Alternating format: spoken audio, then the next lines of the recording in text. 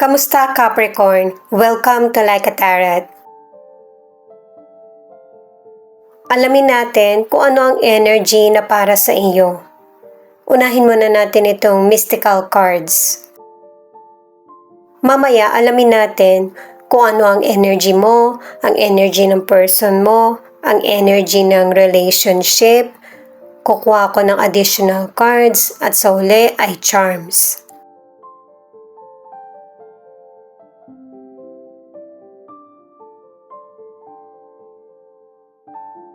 Base sa booklet, itong bullseye, ibig sabihin, abutan na mo na yung goal na gusto mong makamit sa buhay. Kailangan ng disiplina, pagpaplano at saka time management para tuloy-tuloy yung success.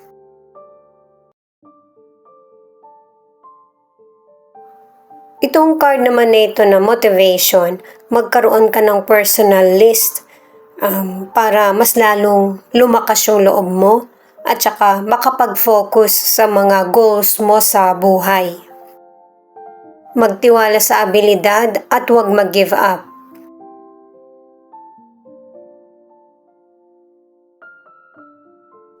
Itong globe naman, ibig sabihin may posibilidad na makumpleto mo, pangalawang card na to na maging successful yung mga plano mo sa buhay.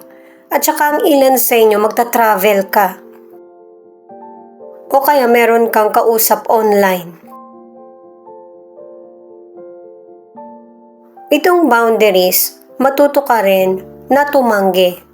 Lalo na kung yung mga taong nasa paligid mo ay negatibo ang dala sa iyo. Maging mabuti sa kapwa pero hindi naman tama yung aabusuhin ka. Importante yung kapwa mo pero mas importante yung needs mo at saka yung mga gusto mo. Kung kailangan tumanggi, tumanggi. Ito naman yung angel number. 2 yung kukunin natin.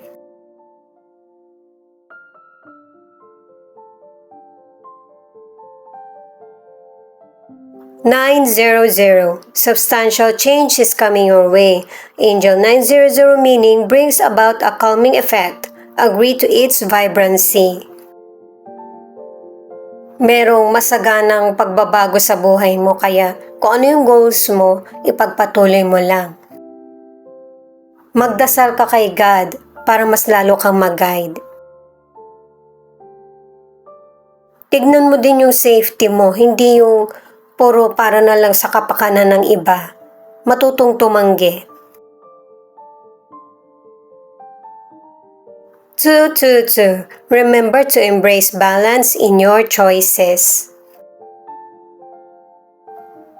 Para sa mga bagong viewers, ang reading na ito ay timeless reading, general reading at guide po lamang kaya hindi po magre-resonate sa lahat. Kunin mo lang yung akma sa sitwasyon mo. At kung kailan mo ito napanood, yon ang start ng 1-week reading para sa'yo. Ikaw na bahala magpalit kung si person mo ito o ikaw.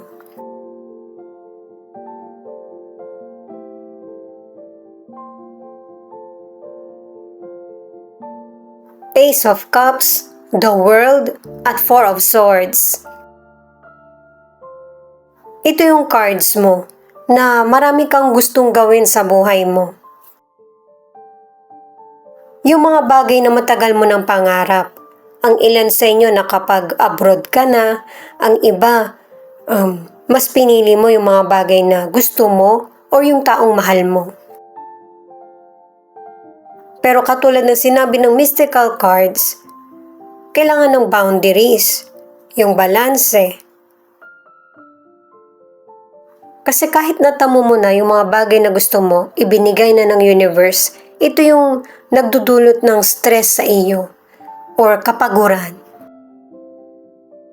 Sa career, nakadalawang cards ka na para sa abundance, success at new beginning. Kontento ka na sa buhay mo. At ang ilan sa negosyo, na papadala mo na din yung mga items mo sa ibang lugar or ibang bansa. At dahil sa magaling ka sa karir mo o kaya sa negosyo, ikaw talaga lahat ang kumikilos nito or nag-iisip. Ito na yung sinasabi na boundaries na kailangan mo ding magpahinga para tuloy-tuloy yung blessings na hiningi mo kay God. Sa mga single or nasa relationship, malaki yung potensyal na relasyon na gusto mong buuin or binubuo mo. LDR ang koneksyon nyo ng person na ito. Pwedeng pareho kayo ng lahi or magkaiba ng lahi or lingwahe. At ang ilan sa inyo, single ka man or nasa relationship, hirap ka sa ganitong koneksyon na malayo yung person mo. Nahihirapan ka rin sa timing. Kung anong araw ba siya pwedeng makausap or oras. Mag-usap man kayo, ang ilan sa inyo maiksi lang. Pero base sa mga cards, may chance na makasurvive ang relasyon nyo or connection.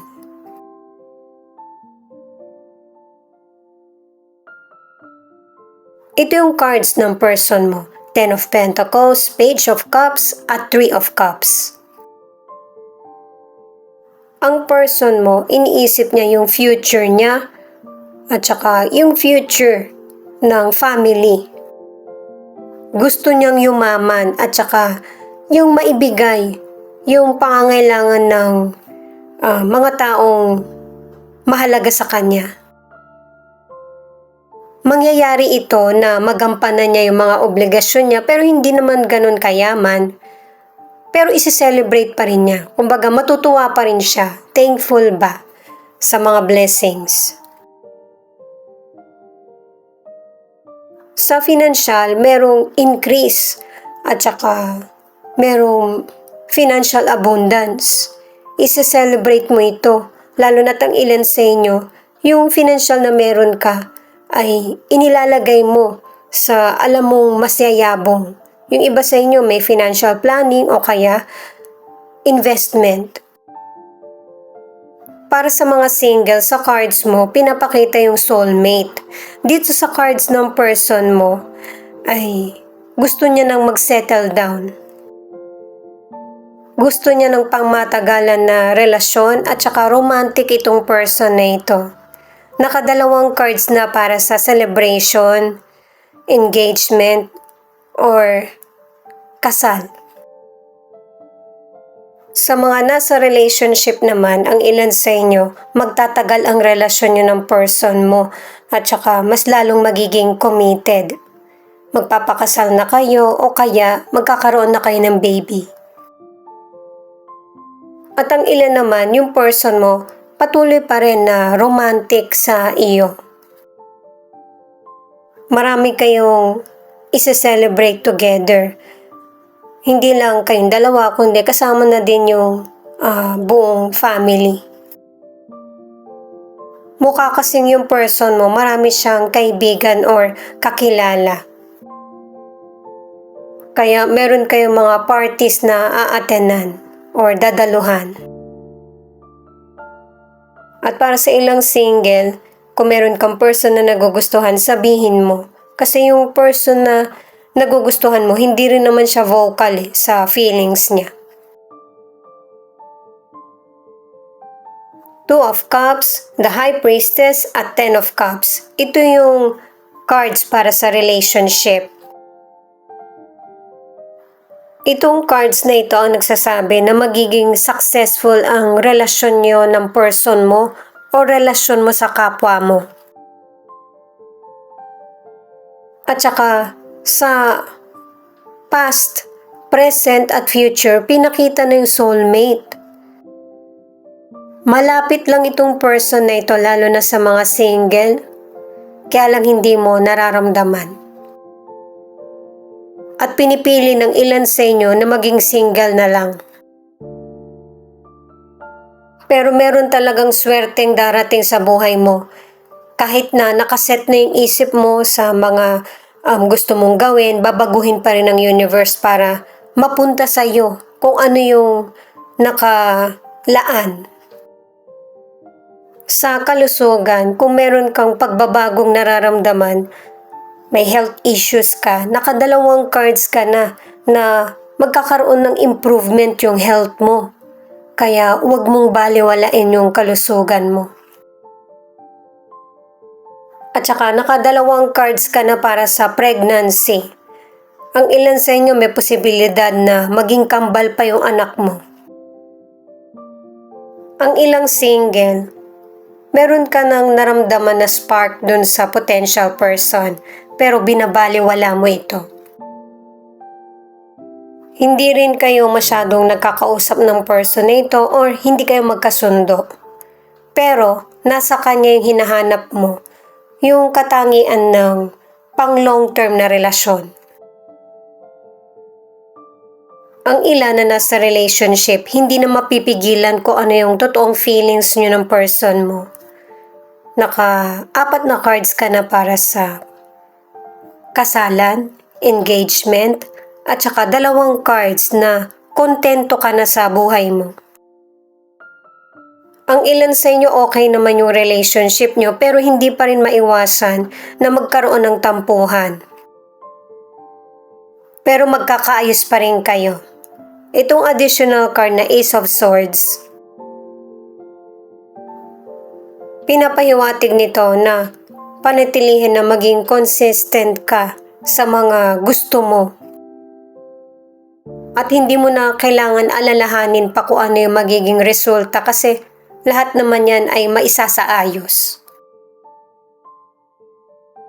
Itong Three of Pentacles, bukod sa may mga taong tutulong sa'yo para maging matagumpay ka, kailangan mo ding mag-explore.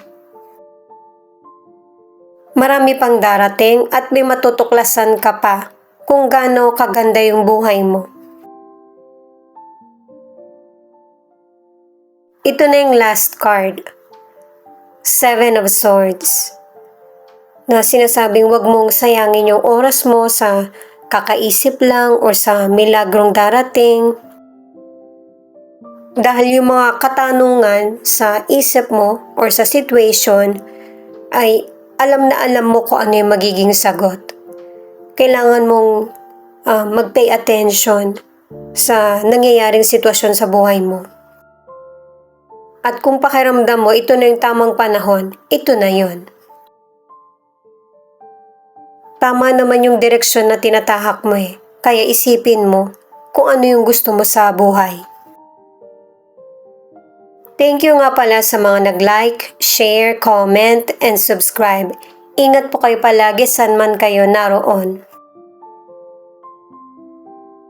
Ito naman yung ilan sa 12 zodiac sign na nangunguna sa reading na ito.